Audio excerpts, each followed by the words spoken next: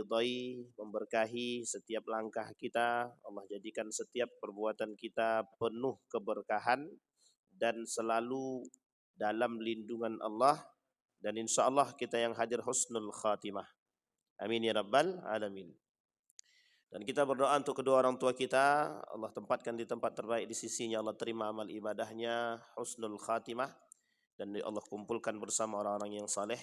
Untuk orang tua kita yang masih hidup, sehat, kuat, rezeki yang melimpah, anak-anak yang dicintai dan yang mencintai, insya Allah husnul khatimah. Dan kita berdoa untuk saudara-saudara kita, semoga mereka yang tertimpa musibah, sebenarnya bukan mereka yang tertimpa musibah, semua kita tertimpa musibah, baik musibah bencana alam, begitu juga musibah agama. Baru-baru ini kita tertimpa musibah agama, adanya ajakan perayaan Natal bersama itu adalah musibah agama, dan mudah-mudahan dalam persoalan bid'ah dan syubhat ini kita dijauhi oleh Allah dan kita terhindar dari perbuatan-perbuatan yang tidak baik. Amin ya rabbal alamin. Berselawat kepada Nabi dengan mengucapkan Allahumma salli ala Muhammad wa ala ali Muhammad. Bapak Ibu sekalian yang berbahagia, di subuh hari ini kita melanjutkan kajian kita. Dalam subuh ini ada satu hadis daripada baginda Nabi Muhammad sallallahu alaihi wasallam. Beberapa hari yang lalu saya mencoba mempelajari hadis ini karena hadisnya agak-agak sensitif gitu. Tapi saya coba pelajari. Saya bacakan hadisnya. An Zainab binti Jahsh. Ini Zainab ini istrinya Nabi. Bukan Zainab anaknya Nabi, tapi ini Zainab binti Jahsh. Binti Jahshin berarti istrinya Nabi. Kalau Zainab binti Muhammad berarti anaknya Nabi. Kan tak mungkin pula. An Zainab binti Jahshin radhiyallahu anha, anna Nabi sallallahu alaihi wasallam dakhala 'alaiha fazi'an. Yaqul la ilaha illallah. Nabi masuk ke rumah Zainab, ke rumah istri dia yang satu lagi. Sampai di rumah Zainab, kemudian Nabi berkata, la ilaha illallah. Tiada Tuhan selain Allah. Wailun lil arabi min syarrin qad iqtarabah. Kecelakaan atau celakalah. Wailun itu artinya celakalah. Kalau dalam istilah kalimat bahasa Indonesia itu apa namanya? Itu bahasa apa namanya? Kalimat apa namanya itu? Dalam bahasa Indonesia saya lupa. Tapi dalam bahasa Arab itu ada berita atau kabar atau keadaan. Jadi kalimat yang menunjukkan keadaan. Wailun kita namanya, celakalah. Tapi dilanjutkan oleh Nabi, lil arabi, bagi negara-negara Arab. Lebih tepatnya Jaziratul Arab. Jazirah, semenanjung Jazirah Arab itu. Kata Nabi, wailun lil arabi, celakalah bagi Jazirah Arab yang masuk dalam Jazirah Arab. Ini oleh ulama diartikan Arab di sini tidak satu negara, tapi yang masuk dalam kategori celakalah. Apa yang disebut dengan celakalah di situ, yang membuat mereka celaka itu apa? Syarrun qad iqtarabah. Kata Nabi, kejahatan yang mulai mendekat sedikit demi sedikit. Lil Arabi, bagi Arab. Arab ini siapa? Apakah Indonesia ini bagian daripada Arab? Apakah Eropa bagian daripada Arab? Turki bagian daripada Arab? Dan beberapa negara bagian daripada Arab. Terus mengapa kok cuma Arab yang disampaikan oleh Nabi? Wailun lil arabi syarrun qad iqtaraba. Celakalah bagi Jaziratul Arab, negara-negara Arab, ketika kejahatan mulai mendekat sedikit demi sedikit. Nabi ketika bercerita ini kepada Zainab, masuk itu dalam kondisi yang menampakkan kekhawatiran. Di dalam buku ini, kitab ini, judul kitab ini, hadis-hadis yang menjadi kekhawatiran Nabi terhadap umat. Jadi ada sekitar 40 hadisan lebih, kalau tak salah sekitar 40-an lah. Hadis ini berbicara tentang kondisi kekhawatiran Nabi terhadap umat di akhir zaman. Judul bukunya Akhwafa ma akhafu. Sederhana tuh, kitab tuh. Akhwafa ma akhafu. Kekhawatiran terhadap kekhawatiran. Al-arba'una fi khaufin Nabi ala ummatihi. 40 hadis yang berbicara tentang kekhawatiran Nabi terhadap umatnya. Dah, tadi. Tapi kenapa kok Nabi mulai dari kalimatnya la ilaha illallah? Nah, itu dia enaknya. Nanti kita lihat, Pak. Futiha al-yaum min radmi ya'jud wa ma'jud mithlu hadhihi. Terbukalah hari ini pintu keadaan radmin ya'jud wa ma'jud. Terbukalah keadaan hari ini, kerusakannya sama nanti seperti kedatangan Ya'jud wa Ma'jud. Artinya kata Nabi, nanti satu masa sebelum Ya'jud wa Ma'jud datang akan ada masa kekacauan, kehancuran persis seperti keadaan ketika Ya'jud wa Ma'jud datang. Bapak Ibu sudah pernah membahas tentang Ya'jud wa Ma'jud? Sudah tahu bagaimana keadaan ketika Ya'jud wa Ma'jud datang? Lebih hancur daripada sekarang. Bisa dipahami ya? Jadi kalau sekarang itu zina ada, riba jalan, korupsi oke, khamar tersebar, merajalela. Sekarang apa yang tidak? Kezaliman, pembakaran, pemotongan, dan lain sebagainya. Bencana alam nanti pada masa Ya'jud wa Ma'jud lebih parah lagi. Bahasa istilahnya gini. Hari ini kita hidup bicara harus hati-hati. Kita kalau mau ngomong hati-hati banget, takut. Bukan takut persoalan kebenaran. Takut mengutarakan kebenaran justru kita ditangkap. Takut mengatakan kebenaran justru mohon maaf kita yang disalahkan. Sehingga lisan-lisan orang yang mengerti kebenaran tertahan dulu nih. Artinya ketakutannya nampak. Nanti pada masa Ya'jud wa Ma'jud lebih parah lagi. Nah tapi kata Nabi ada masa sebelum Ya'jud wa Ma'jud datang kondisi itu sudah nampak. Persis mislah hadhihi kata Nabi. Nanti Ya'jud wa Ma'jud datang ketakutan orang itu seperti itu. Lebih parah lagi. Nah, tapi masih mending sekarang nih. Masih mending sekarang nih kita masih bisa ibadah. Kalau dulu pas Covid, mau masuk saja tengok kiri kanan. Masuk masjid tengok. Jangan-jangan ada TNI, ada Polri, ada ini, ada itu, ada pemerintah, ada tenaga kesehatan. Kita takut Pak mau ibadah. Sholat aja dijagain. Sholat Idul Fitri dijagain. Ketakutan seperti itu, ada ketakutan. Bukan takut karena Covid-nya. Tapi takut untuk ibadah dilarang. Bisa dipahami Bapak Ibu ya. Kita bukan takut karena ibadah loh ya. Tapi takut mau ibadah takut. Gitu. Karena takut apakah yang kita lakukan ini salah. Padahal tidak salah. Jadi satu hal yang lazim kita lakukan tapi menjadi takut. Sesuatu yang seharusnya menghilangkan ketakutan justru kita semakin takut dengan ketakutan itu.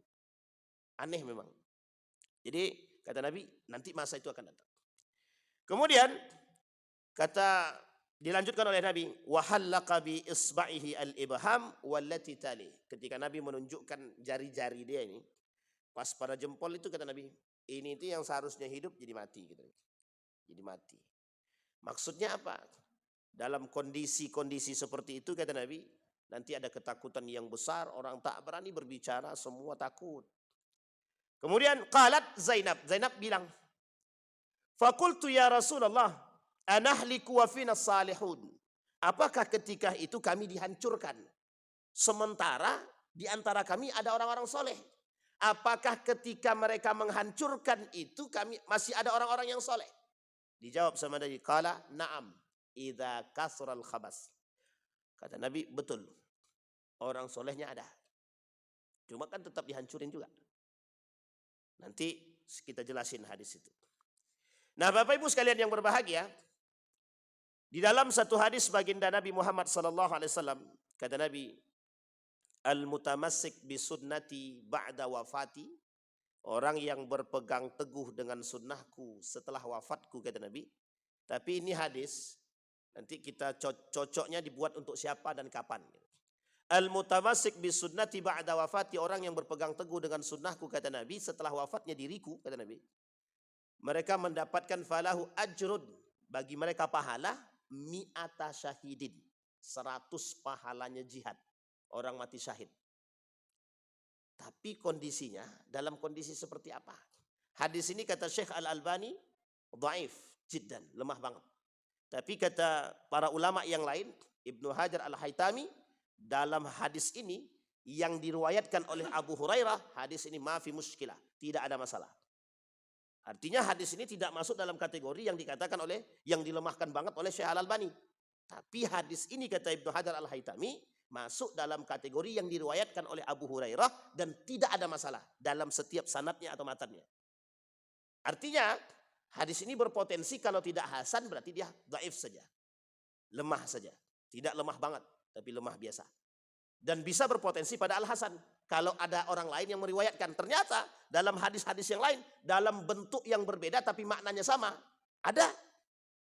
Maka hadis tersebut kata para ulama bisa menjadi naik derajat karena diriwayatkan oleh orang-orang yang thiqat yang lain, orang-orang yang terpercaya yang lain, jadilah hadis tersebut dari dhaif jadi hasan. Makanya kata para ulama tidak ada masalah. Apa maksudnya tidak ada masalah? Boleh dipakai. Nah, apa yang dimaksud oleh Nabi dari hadis tersebut? Kata Nabi begini hadis itu. Orang yang hidup setelah Nabi tapi berpegang teguh dengan sunnahku, mereka berhak mendapatkan 100 pahala seperti orang-orang yang mati syahid. Berarti 100 orang yang mati syahid, nah orang yang berpegang teguh dengan sunnah Nabi seperti itulah pahala dia. Pertanyaannya adalah kapan? Sahabatkah? Tabi'inkah? Tabi'inkah? Bisa dipahami Bapak Ibu? Sahabatkah? Tabi'inkah? Tabi'inkah? Setelah tabi'in. Setelah tabi'in. Kata Nabi, masa yang baik itu masa Nabi. Setelah Nabi, sahabat. Setelah sahabat, itu tabi'in. Setelahnya lagi tabi'in. Setelahnya itu sudah muncul yang lain. Nabi khawatirnya pada masa itu, Pak. Pernah dengar kalimat ummati, ummati, ummati? Pernah Bapak Ibu? Kalimat ini kan masyhur dulu oleh orang-orang tua kita zaman dulu. Kalau mendengarkan cerita Maulid Nabi, mereka selalu ngomongin itu tuh. Ummati ketika sampai di gara-gara, roh Nabi sampai di gara-gara, ummati, ummati, ummati. Gitu. Kitabnya Daqaiqul Akhbar. Dan ini selalu disampaikan oleh orang tua zaman-zaman dulu. Pertanyaannya adalah, apa maksud dari kalimat ummati itu? Kenapa Nabi manggil umatku, umatku? Dari sekian banyak daripada pemahaman para ulama, saya mengambil salah seorang profesor bernama Hamid Fahmi Dzarkasi.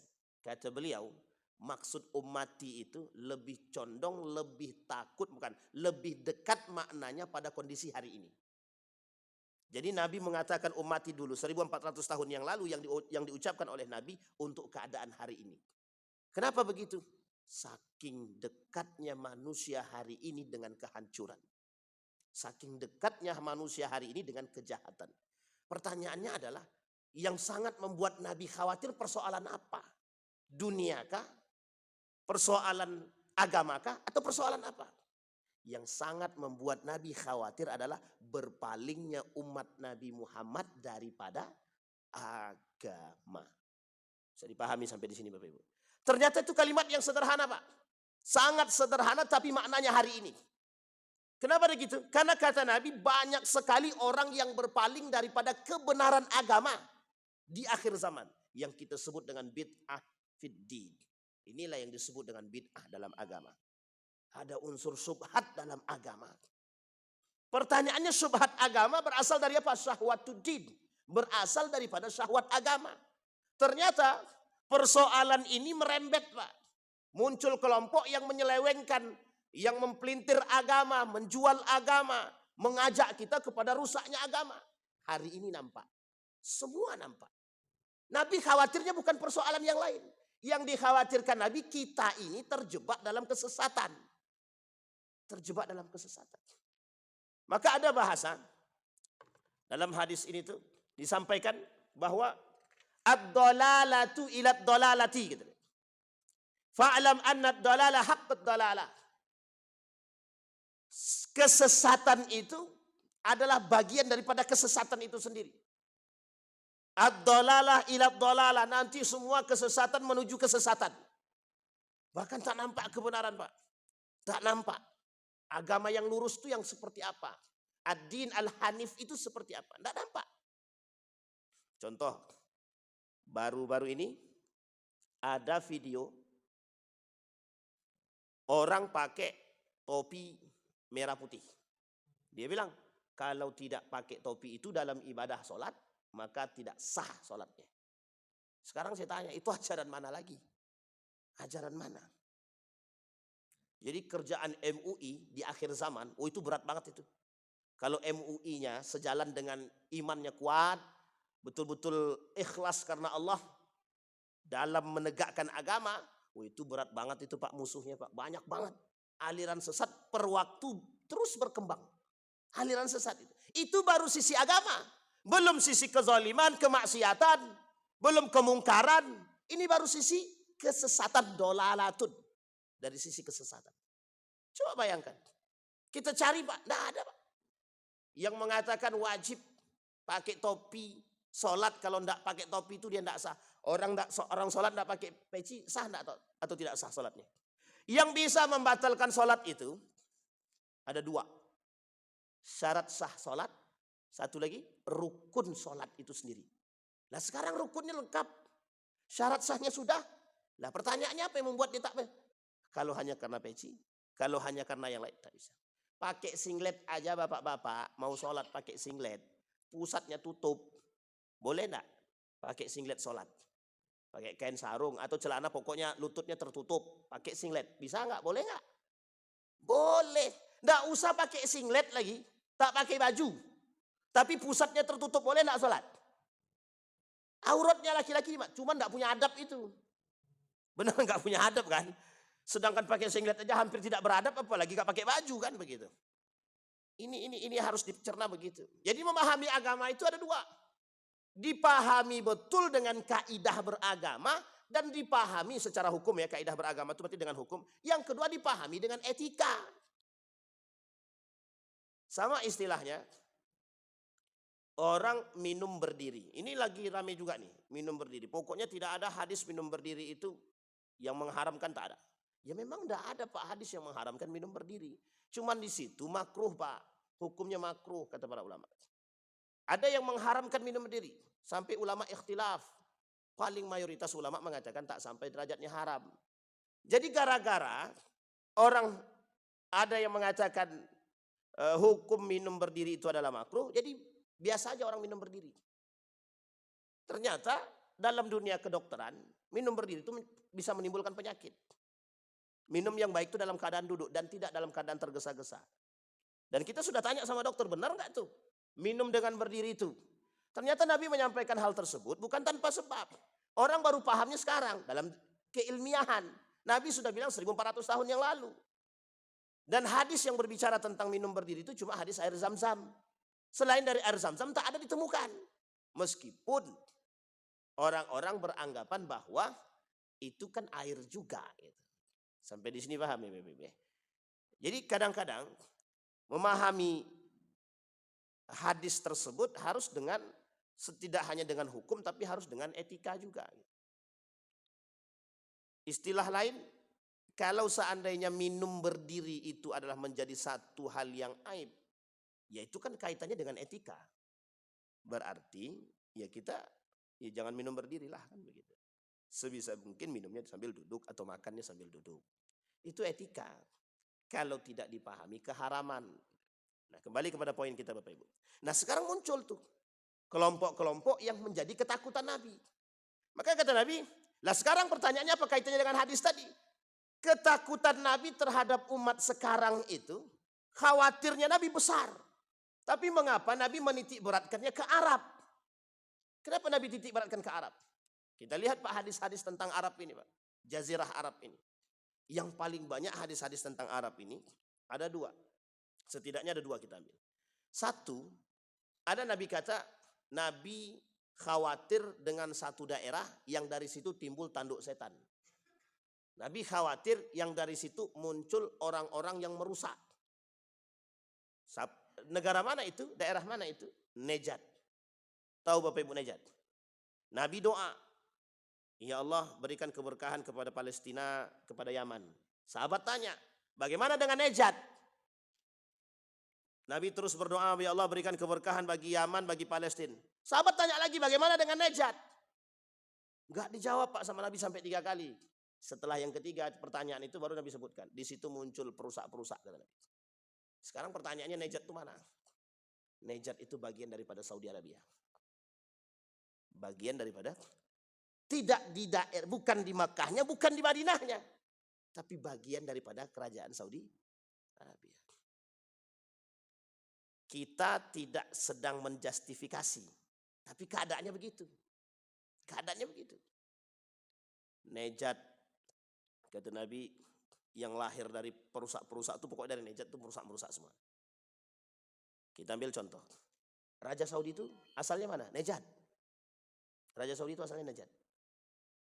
Ada Muhammad bin Abdul Wahab itu, yang lahir di Najd itu boleh dicari secara sejarah faktanya. Boleh, dalam literatur manapun carilah. Asal siap aja berdebat. Dari situ Pak.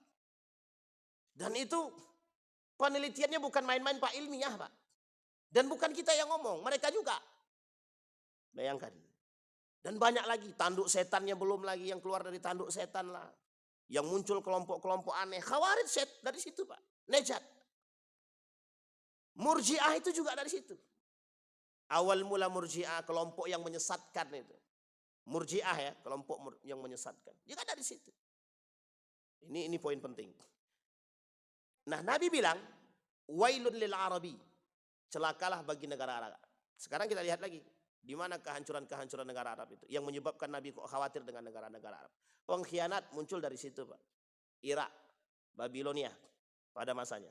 Kufah pada masa Ali bin Abi Thalib. Berkhianat kepada Ali, berkhianat kepada Al-Hasan, berkhianat kepada Al-Husain. Kufah. Persia, Iran sekarang. Yang dikenal dengan Syiah. Masih dalam satu lingkup. Pengkhianatan terbesar yang pernah dilakukan kepada Turki Utsmani. Dari situ juga. Nah sekarang kata Nabi, wailun lil Arab. Celakalah bagi Arab. Yang dimaksud oleh Nabi, dalam celakalah terhadap Arab ini, muncul fitnah-fitnah di Jaziratul Arab. Itu maknanya Pak. Apa fitnahnya? Fitnah ekonomi, fitnah agama, fitnah kesesatan. Muncul dari sini. Ketakutan Nabi, qad iqtaraba syarran. Semakin terasa mendekat, kejahatan itu semakin terasa dekat. Untuk siapa? Untuk Arab. Pertanyaannya adalah bagaimana dengan negara yang lain? Tanpa disebut Nabi, begitu keadaannya. Arab ini yang suci saja dikhawatirkan Nabi, apalagi yang tak suci. Paham Bapak Ibu maksudnya? Negara Arab ini, Saudi Arabia saja. Di situ ada Nabi lahir. Di situ Nabi tinggal, di situ Nabi wafat, Mekah, Madinah. Menjadi poin perhatian Nabi. Apalagi negara yang tidak. Artinya, kalaulah negara yang di dalamnya ada kesucian, saja Nabi khawatir, apalagi dengan tidak adanya yang suci-suci itu. Jadi kalau kezaliman tersebar di selain negara Arab, itu sudah biasa. Kemungkaran, kemaksiatan, itu sudah biasa. Tapi yang dikhawatirkan simbol utama. Simbol utama. Maksudnya adalah kalau dari sini sudah mulai kekacauan, kesesatan dalam sisi agama, kemungkaran, kemaksiatan, maka disinilah sebab awal muncul kehancuran. Itu yang dimaksud oleh Nabi. Kita ambil contoh. Nabi Lut, kaum Nabi Lut. Kaum Nabi Lut itu persoalan apa? Nuh alaihissalam, pembangkangan kepada Allah. Pembangkangan. Yunus, Saleh, dan lain sebagainya. Sekarang pertanyaannya, dari sekian banyak para nabi, persoalannya apa? Kenapa Allah menghancurkan kaum tersebut? Karena satu, pembangkangan mereka, kezaliman mereka, kemaksiatan mereka. Syirik, zalim, pembangkangan. Membunuh soleh kira-kira zalim enggak? Zalim Pak, hanya karena takut persaingan. Sekarang kan banyak nih orang takut bersaing, dibunuh Pak saingnya Pak. Saingannya dibunuh gara-gara takut persaingan. Kasus Nabi, kaum Nabi Lut. Ini zina Pak. Zina. Dalam kitab Sulamut Taufik itu ada 11 persoalan zina. Dan ini oleh kaum liberal, persoalan Nabi Lut, kaum Nabi Lut ini, itu bukan bencana, bukan musibah, bukan azab. Kata dia. Ini hanya persoalan penyakit. Coba bayangkan. Memang penyakit Pak, tapi mengapa Allah kasih azab? Bagi mereka itu bukan azab, kata kaum liberal. Tapi kok bukan azab untuk semuanya dihancurkan? Karena semuanya berpaling daripada Allah. Yang Nabi khawatirkan di akhir zaman, dari, mohon maaf, dari Arab sudah tercipta kesesatan, bagaimana dengan yang lain? Ketika yang lain sudah mulai tersesat, maka disitulah Pak kehancuran itu datang. Bisa dipahami Bapak Ibu ya? Kalau sumber agama, tempat mengambil agama, sudah tersebar sudah menyebarkan kesesatan, kehancuran, kemaksiatan, kemungkaran, apa tak lagi kalau negara yang lain. Itu yang dimaksud oleh Nabi. Jadi, kedekatan kehancuran kepada satu kaum itu yang dikhawatirkan Nabi, yang dibinasakan oleh Allah, yang dikhawatirkan oleh Nabi di situ. Makanya Nabi masuk rumah Zainab tuh kayak khawatir banget gitu. Karena keadaannya itu yang dipandang oleh Nabi ke depan itu semakin mengkhawatirkan. Hari ini contoh. Khawatir Pak. Saya beberapa waktu yang lalu coba merenung sendiri. Kok begini kalilah negaraku ini. Tapi saya berpikir cuma negara ini. Setelah kita mencoba mengetahui tempat-tempat yang lain, ya hampir sama juga. Kita berpandangan pada sisi agama gitu. Di negara yang mayoritas Muslim, nomor 1 di dunia, begitu banyak aliran sesat Pak, yang membuat kita jauh daripada agama. Yang kedua, kalau mereka tak bisa, kita tak bisa pindah keluar agama, lah kok bisa ada program yang mengajak kita untuk sharing agama, bahkan mencampur adukkan agama. Bisa dipahami kalimat ini, pluralisme. Jadi jangan salah Pak, salah satu program pluralisme agama itu adalah termasuk salah satu program perayaan agama bersama. Jadi perayaan agama-agama bersama. Itu salah satu bagian daripada program pluralisme agama. Apa itu pluralisme agama Pak Ustaz? Mengakui kebenaran agama-agama yang lain. Sesat apa tak sesat? Bapak Ibu, mengakui kebenaran agama-agama yang lain sesat apa tak sesat? Sesat. Sesat, menyesatkan. Itu yang disebut oleh Allah dalam Al-Quran, dhalun wa adhan. Sesat dan menyesatkan. Nah siapa mereka? Siapa mereka yang sesat dan menyesatkan tadi? Itulah orang-orang yang memang sengaja untuk menghancurkan Islam. Ada tulisan dari seorang kiai, bagus tulisannya, bagus. Ketika ada kontroversi tentang perayaan Natal bersama. Karena sebagian orang bilang itu kan ikhtilaf. Sebagian ulama mengatakan ada ikhtilaf. Dijawab sama beliau, perbedaannya Yahudi dulu, Nasrani dulu pada masa Nabi dengan Yahudi sekarang dan Nasrani sekarang itu bedanya antara langit dan bumi. Kalau Yahudi dulu, Nasrani dulu masih bisa ditundukkan Pak. Dan mereka paham Pak, mereka percaya kepada Allah. Cuma nggak mau beriman kepada Nabi Muhammad. Yang sekarang sudah nggak percaya kepada Allah juga tidak sama Nabi Muhammad. Dan mereka menyakiti umat Muslim, membenci Islam. Kata beliau dalam tulisannya, Gus Najih itu. Ditulis sama, kebetulan mungkin yang nulis adalah sekretarisnya beliau. Dituliskan sama beliau. Pertanyaannya itu, orang Nasrani Barat sekarang itu benci dengan Islam. Sejak kapan mulainya? Raja Ferdinand dan Ratu Elizabeth. Makanya Bapak Ibu, kalau Ratu Elizabeth itu begini dia perintahnya. Asal nampak umat Muslim, cara mengetahui dia Muslim atau bukan, tengok telinganya. Kalau bersih telinganya, kata guru saya, kalau bersih telinganya berarti dia Muslim. Jadi umat Muslim itu harus dibunuh. Kenapa? Takut kalau Islam ini bangkit lagi. Bayangkan, takut kalau Islam ini bangkit lagi. Bapak Ibu boleh pahami kalimat ini. Apa maksudnya? Mereka mengerti bahwa Islam itu akan bangkit kembali.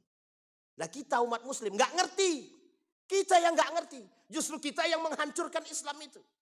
Kata Umar bin Khattab, "Hal tadri man yahdumuddin?"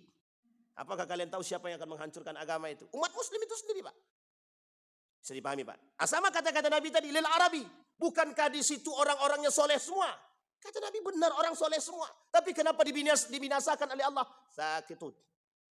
Orang-orang soleh sabitun. Sakitun. Bukan sakit ya. Sakitun itu diam. Ketika Dr. Mawardi Muhammad Saleh ditanya, Ustaz, di sana bencana. Di tengah bencana itu kan ada orang soleh juga Ustaz. Apa sebab datangnya bencana? Sebab datangnya bencana yang pertama, musibah. Sebab datangnya musibah, azab itu yang pertama adalah kesyirikan, kezaliman. Yang ketiga apa? Yang ketiga kemungkaran, kemaksiatan. Dijawab, ditanya sama jamaah, kan di situ ada orang soleh. Jangankan orang soleh, kiai pun kalaupun ada, tetap ikut mati, ikut dibinasakan. Kenapa? Karena orang solehnya diam. Bisa dipahami sampai sini, Bapak Ibu? Karena orang solehnya sama kata Nabi tadi. Ketika Zainab bertanya, apakah ketika di antara kami ada orang soleh? As-salihun, ada orang soleh itu ada. Cuma ketika itu khabaisnya lebih banyak lagi, dan mohon maaf orang solehnya diam. Satu, orang solehnya diam. Yang kedua, orang solehnya ikut-ikutan. Yang ketiga, orang solehnya menikmati. Itu yang dikhawatirkan, Pak. Itu bukan soleh lagi. Makanya istilahnya, saya sebenarnya tidak dalam konteks apapun ya berbicara ini Bapak Ibu dalam hal ini. Kata Dr. Mawardi itu, dan saya buka dari beberapa kitab sama. Ulama itu ada 3 katanya. Ada ulama sultan, ulama pemerintah katanya. Yang kedua ada ulama ul jamaah katanya. Ulamanya jamaah. Yang ketiga ada ulama ur-rabbani katanya. Ini kata Dr. Mawardi Muhammad Saleh. Ulama sultan itu kalau tergantung pada keinginan pemerintah. Pemerintah bilang apa? Oke. Pokoknya ulama pemerintah lah kan gitu. Artinya ulama yang disetir oleh pemerintah. Yang kedua ulama jamaah. Apa maksudnya ulama jamaah? Ustadz, kita kajian ini aja Ustadz. Ya katanya tadi. Ustadz, tolong halalkan joget Ustadz. Ya kata Ustadznya. Nah, itulah maksud contohnya itu. Itu ulama jamaah kalau permintaan itu. Tapi ada ulama ur-rabbani yang takutnya sama Allah aja. Dan tidak bisa menghalalkan yang haram dan tidak bisa mengharamkan yang halal. Nah yang kayak gini di akhir zaman yang paling banyak Pak. Maaf, yang paling sedikit. Di akhir zaman orang yang ulama Rabbani ini semakin hari semakin mendekat kepada akhir zaman. Itu semakin sedikit manusia seperti ini. Yang takut kepada Allahnya tinggi. Tapi kemudian mereka tidak masuk dalam apa yang diinginkan oleh orang-orang yang rusak. Kalau persoalan fatwa banyak Pak, banyak. Jadi istilah hari ini tuh ketakutan Nabi itu terjawab. Kata Nabi yang membawa orang dalam kesesatan justru da'i, du'atun ila abwabi jahannam. Jadi ketika Huzaifah tanya sama Nabi, Nabi jawab du'atun ila abwabi jahannam. Ada banyak para da'i yang mengantarkan kepada neraka jahanam. Itu diterjemahkan sulit Pak. Gimana cara menerjemahkannya? Bagaimana kriterianya? Orang-orang mohon maaf para da'i yang mengajak kepada kesesatan dan neraka jahanam. Kan tidak mungkin Pak. Oh si Anu, kau mengajak orang ke jahanam kau nih. Kan tak mungkin.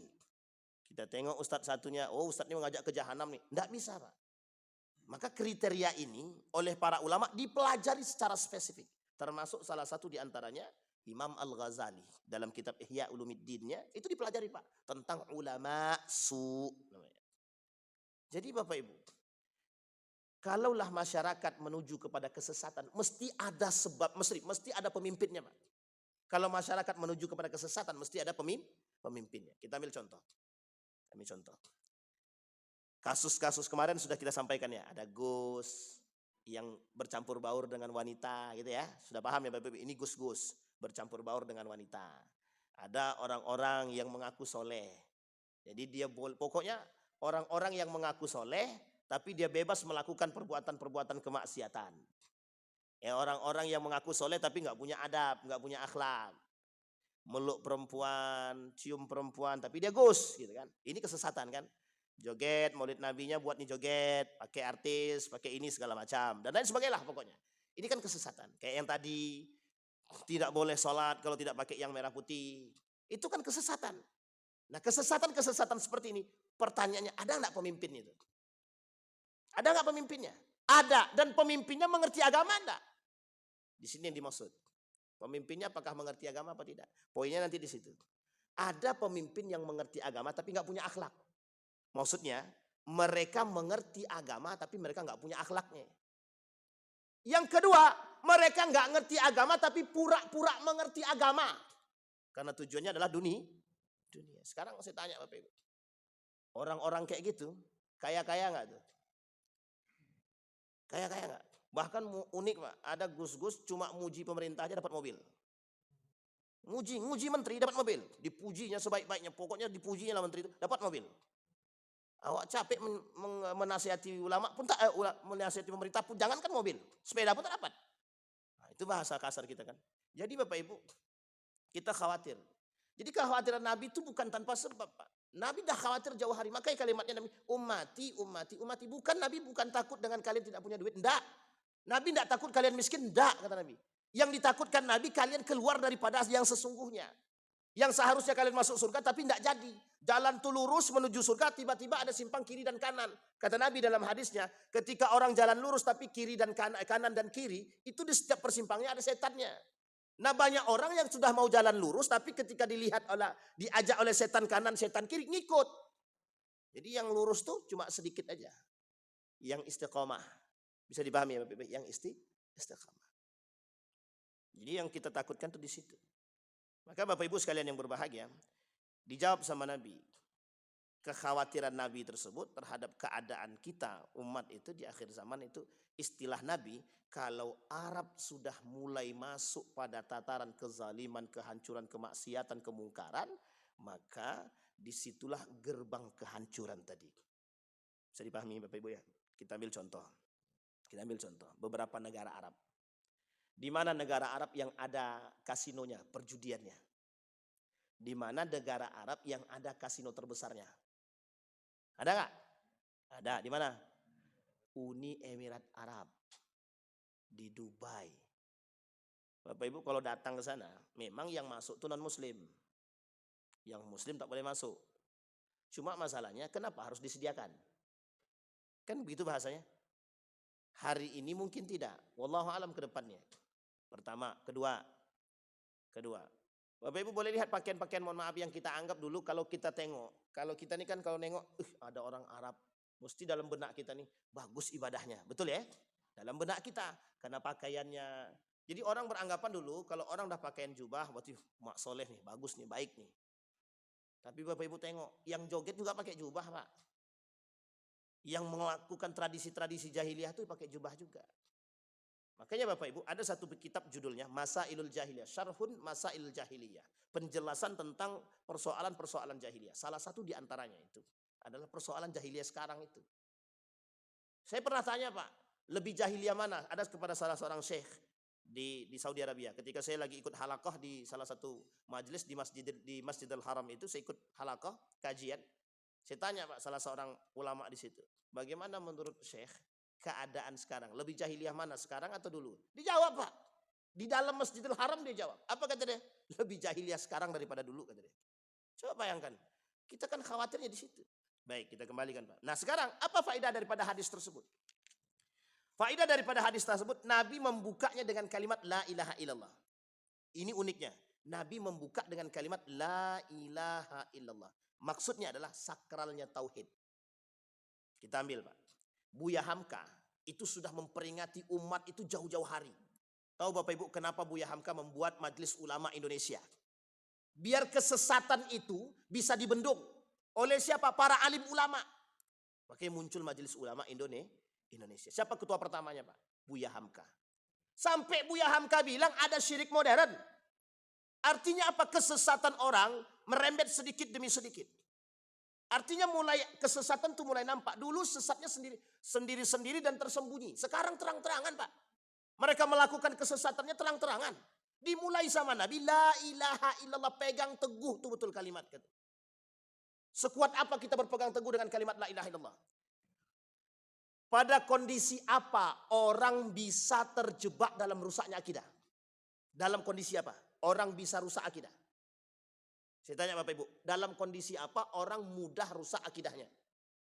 Dalam kondisi terjepit, dalam kondisi ada musibah. Yang pertama, dalam kondisi musibah. Bisa enggak dalam kondisi musibah tuh orang hilang akal? Ini sudah kasusnya sudah banyak Pak. Kasusnya banyak. Masa Nabi masih hidup, ada seorang sahabat Nabi, kata pemerintah orang-orang kafir Quraisy tadi, pemimpinnya, kalau kau mau selamat hidup, cuma cukup tinggal bilang kau keluar daripada Islam. Ibu bapaknya dibunuh karena tidak mau mengatakan aku keluar daripada Islam. Cuma yang pemuda ini karena lihat ibu dan bapaknya dibunuh, akhirnya dia bilang, aku keluar daripada Islam. Dibebaskan. Dibebaskan. Ketika sudah dibebaskan, dia datang ke Nabi. Nabi tak mau tegur dia. Tapi setelah Nabi tidak tegur, turun ayat untuk mengatakan kepada Nabi, memperingati Nabi. Dia mengucapkan demikian demi keselamatan. Bukan karena dengan hatinya, Pak. Tapi hanya untuk mencari selamat. Artinya dalam kondisi seperti itu, ada hal-hal tertentu yang oleh para ulama dikatakan, kata para ulama itu, orang dalam kondisi terjepit seterjepit-jepitnya, kalau dia benar-benar tidak keluar daripada Islam secara hati, hanya untuk mencari selamat secara lisan, itu masih kata para ulama tidak ada masalah. Bapak Ibu, kasus gempa di Yogyakarta, kasus gunung meletus di Yogyakarta, banyak orang hanya karena sekardus supermi tadi hilang agamanya, Pak. Apa jawaban mereka? Mereka yang datang duluan katanya. Gimana coba? Kita mau ngomong apa? Yang datang duluan mereka katanya. Sementara kami butuh makan. Ketika kami butuh makan, mereka tawarkan. Dan kami mau. Karena apa tawaran mereka? Kami mau kasih kalian makanan dengan catatan keluar masuk dari agama kami. Coba bayangkan. Ini misionaris, Pak. Dulu pada tahun 2006 itu misionaris terbesarnya di mana? Semarang kan? Salatiga. Oh, itu basis, Pak. Salatiga itu basisnya misionaris di Indonesia ini dulu. Bahkan ada pesantren, salah satu pesantren bisa masuk misionaris itu ke dalam pesantren. Tahu Bapak Ibu sampai berapa tahun? Sampai 7 tahun. Sudah nyantri selesai, jadi ustadz lagi. Coba bayangkan, jadi ustadz pengabdian di situ, dan dia jadi ustadz, dan dia bisa bahasa Arab, bisa bahasa Inggris. Kira-kira kalau bisa bahasa Arab, bisa bahasa Inggris, dan bisa paham ilmu agama, gimana coba cara menyesatkan itu? Mudah apa tidak? Mudah banget, Pak. Bayangkan, saking seriusnya, Pak. Orang ingin menyesatkan Islam itu. Jadi set iblis yang waktu itu minta sama Allah itu, pokoknya kata iblis, sebelum kiamat itu, pokoknya kasih aku kehidupan, biar aku ajak orang-orang itu masuk. Kata Allah, silahkan. Dikasih kan? Dikasih iblis untuk ngajak orang. Sekarang iblis gak mau lagi ngajak orang. Kenapa? Udah banyak jadi iblis gitu deh. Jadi kami gak perlu ngajak lagi gitu deh. Ini logika sederhana saya, Pak. Bisa dipahami Bapak Ibu ya? Nah, kenapa Nabi mulai dengan kalimat pegang teguh dengan kalimat la ilaha illallah. Tauhid, Pak. Yang dikhawatirkan oleh Nabi, manusia berpaling daripada kebenaran agama. Disitulah oleh Ibnul Qayyim bilang, syahwat itu ada syahwat agama, ada syahwat kemaluan, ada syahwat dunia. Yang paling berbahaya ada syahwat agama. Nah, syahwat agama diperuntukkan untuk siapa? Mereka yang terlalu, mohon maaf, menganggap dia berilmu agamanya tinggi, mereka jual. Ini yang disebut dengan syahwat agama. Atau mereka beragama tapi masuk dalam konteks bid'ah subhat. Jadi mereka mengadakan subhat dalam agama. Yang tidak diadakan oleh Nabi dibilang ada.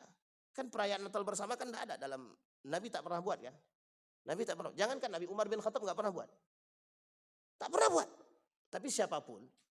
Nah, tapi kan Ustaz, Kementerian Agama kita nih cuma bukan untuk Islam saja. Untuk semua agama. Oke. Tidak ada masalah. Benar. Kementerian Agama kita untuk semua umat agama. Tapi jangan aja umat muslim untuk perayaan Natal bersama. Bisa dipahami Bapak Ibu ya? Kenapa kok jangan diajak? Lah karena harusnya umat muslim kan tak boleh, haram melakukan itu. Fatwa MUI 1981. Majelis Ulama Indonesia mengharamkan umat muslim mengikuti perayaan Natal. Perayaan Natal, haram. Itu Majelis Ulama Indonesia, bukan saya Pak, yang mengharamkan. Fatwa MUI. Tahu Bapak Ibu apa yang terjadi? Digugat. Yang gugat siapa? Umat muslim. Coba bayangkan, yang gugat fatwa umat muslim. Orang non muslim biasa aja nih Pak. Lah kita umat muslim yang menggugat fatwa. Sampai di sini paham ya Bapak Ibu? Tahu Bapak Ibu alasannya kenapa Majelis Ulama mengeluarkan fatwa tersebut? Khawatir bahwa Islam dia nggak benar, akidah dia rusak, terjebak dalam kesesatan, mencampur adukkan agama, sinkritisme. Bolehkah sinkritisme dalam Islam? Tak boleh Pak. Jangankan sinkritisme, dua agama saja tidak bisa. Jadi satu tidak bisa. Muncul kalimat. Beberapa waktu yang lalu ada yang diskusi dengan saya begini. Ustaz, tapi kan Ustaz. Tapi apa? Tuhan itu kan satu. Kami juga paham Tuhan itu satu. Jadi sebenarnya Ustaz, Tuhan kita ini satu. Kita hanya menuju Tuhan yang satu. Tapi cara kita beda-beda. Saya bilang lama-lama, awak pun bisa ikut sesat deh buat saya kalau lama-lama. Bisa dipahami Bapak Ibu ya. Mungkin sama Bapak Ibu tidak, gitu. Tapi pada orang lain. Nah, inilah yang disebut dengan kelompok-kelompok yang kita sebut hari ini sebagai kelompok liberalisme. Tahu Bapak Ibu siapa dulu yang menciptakan liberalisme ini? Yang menjadi pelopor, bukan pelopor sebenarnya. Dia pelopor, termasuk pelopor juga, perintis juga lah kan. Ulil Absar Abdallah. Tahu Bapak Ibu Ulil Absar Abdallah ya? Nah, ini memang sudah, kalau beliau ini memang gembongnya kaum liberal. Bahkan beliau pernah mengatakan itu dengan sederhana, dia bilang, pokoknya kalau Al-Quran tak sesuai dengan zaman, tinggalkan katanya. Tinggalkan. Coba bayangkan, Al-Quran kalau tidak sesuai dengan zaman, tinggal. Nah, sekarang muncul lagi Pak orang-orang kayak gini. Dulu sudah mulai redam, karena mungkin sudah nggak ada duit misalkan ya. Redam deh. Sekarang naik lagi Pak. Muncul pula lagi ide-ide yang aneh-aneh. Nah, inilah kemudian kasus kita sehari ini Pak. Jadilah kita digoyangkan hanya karena saudara kita sendiri. Makanya musuh kita itu bukan hanya orang kafir dan Yahudi saja Pak. Musuh kita itu orang munafik. Nah munafik itu siapa? Dari tubuh kita sendiri. Berat Pak, berat. Makanya berat sekali. Kadang ada yang melurusin, datangnya tukang bengkok. Kita sudah meluruskan, ternyata yang membengkokkan lebih banyak pula jamaahnya daripada awak lagi kan. Yang meluruskan jamaahnya cuma 10, yang membengkokkan 1000. Otomatis mereka apa kata dia? Kami ikut yang jamaah Ustaz yang lebih banyak katanya. Astagfirullahaladzim. Ini bahaya Pak, bahaya banget itu masalah betul itu. Baik, nah kalimat tauhid. Dan kata Nabi, kalimat tauhid ini itulah yang menjadi pegangan orang-orang soleh. Jadi kalau kita istiqamah dengan akidah yang benar, insya Allah tidak akan sesat Pak, tidak akan sesat. La ilaha illallah. Diilzamkan terus Pak, pegang terus. Bagaimana caranya? Pahami betul.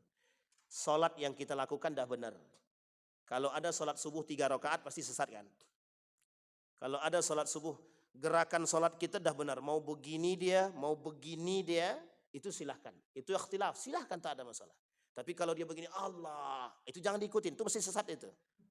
Mesti itu Pak, mesti. Kecuali dia punya penyakit, tangannya nggak bisa begini, nggak bisa. Tapi begini aja. Itu kan kita maklum karena sakit gitu. Tapi kalau dia sehat, dia begini, dia sholatnya, itu kan lain cerita Pak. Paham sampai di sini Bapak Ibu ya? Jadi apa yang kita buat sekarang ini, makanya kata Syekh Hashim Al-As'ari dalam kitab Risalah Ahlus Sunnah wal Jamaah itu, sederhana Pak, yang disebut dengan Ahlus Sunnah wal Jamaah itu sederhana saja. Rukun Islamnya benar, rukun imannya benar. Oke, rukun Islamnya benar, rukun imannya benar. Jangan kayak Syiah. Nambah pula Ali bin Abi Thalib lagi. Dalam azannya ditambahin. Itu kan sesat. Kalau ada yang mengatakan Syiah tidak sesat, berarti memang dia sesat juga itu. Yang tidak sesat, yang mengatakan bahwa Syiah tidak sesat, maka berarti dia termasuk yang ikutan sesat. Enggak mungkin kan Ali ditambah syahadat asyhadu anna aliyya. Kita tambah syahadat 3 Pak. Asyhadu an la ilaha illallah wa asyhadu anna Muhammadar Rasulullah. Tambah 1 lagi. Wa asyhadu anna aliyya wajha Allah. Karamallahu wajha. Masa kita tambah 1 lagi? Jadi 3 syahadat kita. Baik, dan lain sebagainya. Nah, ada kelompok yang baru muncul dalam kesesatan. Itu tadi kita sebut liberalisme. Kaum-kaum liberal tadi. Itu sebenarnya sholatnya bareng sama kita sama Pak. Sholatnya sama. Cuma mereka dalam pemikirannya banyak mengajak orang pada kesesatan. Udahlah, kalau Al-Quran itu tidak cocok, udah tinggalkan. Ada kelompok-kelompok tertentu yang bilang bahwa Al-Quran itu porno, kitab porno, jadi jangan dipelajari. Nah, ini cara mereka untuk menghancurkan Islam saja sebenarnya. Dan Bapak Ibu tidak usah khawatir kalau yang begini-begini ini, yang begini-begini nggak usah khawatir. Karena udah makanan harian. Karena setiap hari Bapak Ibu akan bertemu dengan kondisi-kondisi seperti ini. Ada orang misalkan Bapak Ibu suruh sholat lah, ntar dulu lah, nanti aja. Ini orang-orang munafik kan sholatnya begitu. Orang munafik kan orangnya begitu. Kapan sholatnya? Nanti 5 menit sebelum sholat asar, baru di sholat zuhur. Itu orang-orang munafik begitu. Maka Bapak Ibu kalau dibahas itu tentang 30 tanda munafik, waduh, saya khawatir banyak orang yang mengakui, banyak orang yang merasa dan tersinggung. Aku ini munafik atau tidak ya? Gitu. Bagus sebenarnya kalau dia tersinggung kan. Jadi kalau dia tersinggung dia bisa tobat gitu.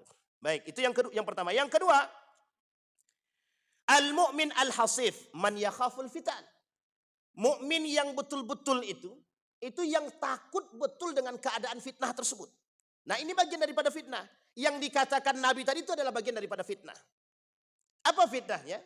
Fitnahnya kemungkaran, kemaksiatan, kezaliman, kesyirikan. Itu fitnah semua Pak. Semua ini fitnah. Coba Bapak Ibu bayangkan. Di tengah bencana yang ada di Sumbar, Sumatera Barat. Bisa-bisanya guru-guru melakukan, mohon maaf, ada guru yang melakukan di kamar mandi, masjid pula lagi. Astagfirullahaladzim. Itu kan kacau tuh Pak. Saya bilang ini bukan bukan meredakan masalah, menambah na'udzubillah, summa na'udzubillah. Nah, sekarang Bapak Ibu, riau hati-hati. Riau hati-hati. Nah, kita harus siap-siap juga Bapak Ibu. Kita nggak tahu umur kita nih. Tiba-tiba na'udzubillah, summa na'udzubillah. Kan kita nggak tahu keadaan itu bagaimana. Makanya persiapkan diri dengan berpegang teguh kepada Al-Quran dan Sunnah. Kalimat tauhid, akidahnya dibenarin, sholatnya dijalanin. Itu kuncinya di situ Pak. Kenapa kita khawatir Pak? Inhale, siak. Sekarang sudah mulai banjir. Banjirnya udah tinggi Pak. Udah tinggi sekali. Banyak rumah yang terendam. Apakah ini musibah atau azab Ustaz? Nah ini kalau bilang musibah atau azab mesti banyak ikhtilaf nanti. Ada bilang kalau azab, masa kami dibilang azab Ustaz? Kami kena azab, banyak orang soleh di situ. Bapak Ibu, ini musibah. Musibah, salah satu sebab datangnya musibah itu ada kesamaan dengan azab. Satu diantaranya adanya kesyirikan, kezaliman dan kemungkaran ataupun kemaksiatan. Ya bisa jadi. Nah, tapi musibah, kalau azab biasanya semuanya berpaling daripada Allah. Semuanya berpaling, itu azab.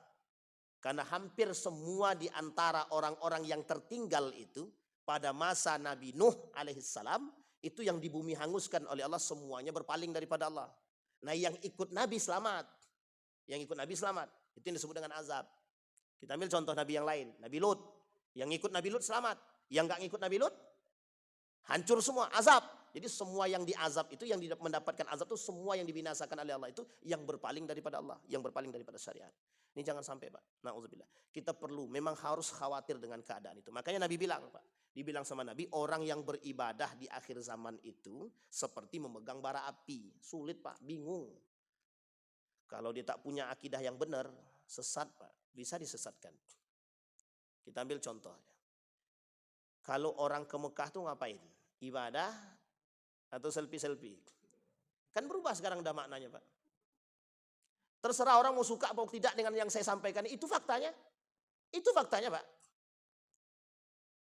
Bayangkan betapa banyaknya travel umroh hari ini. Banyak apa tidak? Banyak banget Pak. Sekarang kita lihat Pak. Yang selamat di antara sekian banyak itu besok, yang selamat, yang jujur. Yang dusta, yang penipu, mesti hancur itu besok. Tapi yang selamat yang mana? Yang jujur. Bisa dipahami Bapak Ibu. Tapi Ustaz, kalau kami jujur-jujur dapat untungnya kecil, lebih baik kecil tapi berkah daripada besar langsung habis. Hari ini dia tipu orang dapat 1 miliar, hancurnya 5 miliar. Tapi kan begitu keadaannya. Makanya harus takut Pak. Ini kita belum berbicara tentang kekhawatiran Nabi tentang ekonomi, kemungkaran, kemaksiatan. Baru sisi kesyirikan. Baru sisi berpaling daripada Allah. Kalimat tauhid. Yang ketiga, sebelum kita tutup. Hinatul kalfitan bizilali halad nas fala najata minha illa li ahadin illa man istamsaka bi kitabillahi wa sunnatihi. Yang selamat ketika bertemu dengan fitnah akhir zaman itu, yang selamat cuma 2. Yang berpegang teguh dengan Al-Quran, dan yang kedua, yang berpegang teguh dengan sunnahnya. Makanya Bapak Ibu saya bilang, kalau ada orang yang memaksa keras ngajak ikut tradisi jahiliyah, tanyakan sama dia, sudah seberapa banyak sunnah Nabi yang dia buat? Sudah berapa banyak? Sudah berapa banyak sunnah Nabi yang dia lakukan? Kok sampai harus ngikutin sunnah-sunnah tradisi jahiliyah? Kalau semua sunnah Nabi sudah dia buat, tidak ada satupun yang dia tinggalkan, anak-anak buat-buatlah. Serius Pak, ini jangankan 1, jangankan 5, 2 aja belum tentu Pak sunnah Nabi itu kita buat. Makan kadang kita sambil jalan, ya kan? Masuk kamar mandi kaki kiri, betul. Keluarnya kaki kiri lagi. Belum boro-boro Pak, doanya tidak. Masuk masjid aja tanpa doa, sunnah. Masih banyak Pak tradisi-tradisi Islam itu yang baik, yang perlu kita ikuti. Dan tidak perlu Pak yang mengikuti yang kayak gitu. Apalagi sekarang nih Pak, ini penyakit Desemberan Pak. Penyakit Desemberan nih, tolong ditinggalkan, dihindari, tidak usah. Namanya penyakit tahunan. Apa itu penyakit tahunan itu? Perayaan Natal, satu lagi tahun baru. Tinggalkan, tidak usah ikut-ikutan, tidak usah. Dua-duanya kafir semua Pak. Dua-duanya yang buat orang kafir semua. Kalau yang Natal udah jelas Pak agamanya, mereka yang punya. Yaitu kita menghargai Pak, menghormati silahkan. Anda mau merayakan agama Anda silahkan. Kita tak larang Pak. Majelis ulama tidak ada larang, silahkan. Cuman umat muslim gak usah ikut-ikutan, gak ada gunanya Pak. Min husni islamil mar'i tarkuhu ma la ya'ni. Apalagi yang sifatnya perayaan tahun baru. Orang tahun baru Islam aja yang datang kajian cuma 1, 2, 3 orang bisa dihitung pakai jari. Lah ini tahun baru Masehi keluar semua Pak. Itu pun tak masuk akal. Cuma nengok bom meletus. Habis itu pulang ke rumah masing-masing. Kan tidak masuk akal itu semua itu. Tapi mohon maaf, kita nih suka yang kayak gitu Pak.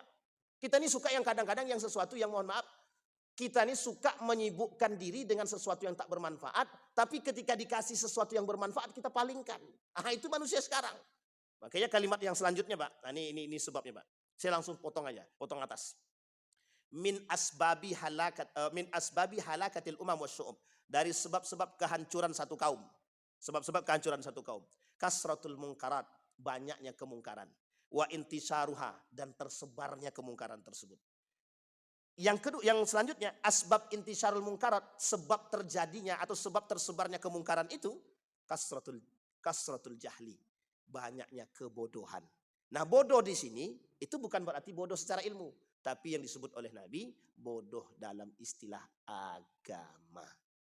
Bisa dipahami Bapak Ibu. Jadi bodoh agama bisa menyebab seseorang keluar daripada kebodohan agama, itu bisa menjadi sebab bagi seseorang untuk berpalingnya dia daripada kebenaran agama itu sendiri. Nah Bapak Ibu, yang menjadi poinnya kaum liberal, sekuler, pluralisme, itu dia Pak. Orang-orang yang tidak mengerti agama, itulah yang mereka doktrin. Dicekokilah. Nah, akhirnya rusak dia. Nah, musuh Bapak Ibu yang begitu-begitu itu. Orang